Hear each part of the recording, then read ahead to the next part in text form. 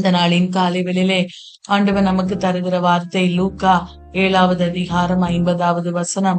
அவர் ஸ்திரீயை நோக்கி, உன் விசுவாசம் உன்னை ரட்சித்தது, சமாதானத்தோடே போய் என்றார்.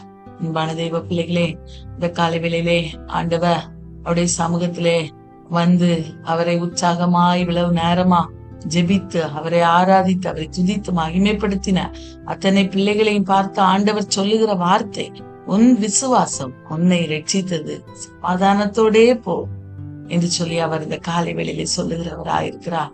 அன்பான தெய்வ பிள்ளைகளே, ஒருவேளை ஏதோ பயத்தோடு ஏதோ ஒரு திகிலோடு ஒருவேளை நீங்க இந்த இடத்துல வந்திருக்கலாம்.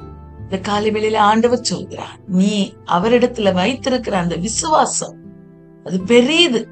அது உன்னை இந்த காலை வேளையில ரட்சிக்கும். இந்த நாள் முழுவதும் அது உன்னை நடத்தும். ஆகவே நீ சமாதானத்தோடே போ. ஆண்டவர் நிச்சயமாய் பெரிய காரியங்களை உன்னுடைய வாழ்விலே செய்வார் என்று சொல்லி ஆண்டவர் இந்த காலை வேளையிலே வாக்கு கொடுக்கிறார். இந்த காலை வேளையில இரக்கத்தை பெறுகிறவர்களா இருக்கிறோமா என்பதை சிந்தித்து பார்த்து, ஒருவேளை அந்த இரக்கம் பெறுகிறதற்கு, மன்னிப்பை பெறுகிறதற்கு, சமாதானத்தை அவருடைய சமூகத்திலிருந்து பெற்றுக்கொள்கிறதற்கு நம்முடைய வாழ்விலே அநேக தடைகள் இருக்குமே. ஆனால் அவருடைய சமூகத்துல அறிக்கை செய்வோம் பிரியமானவர்கள.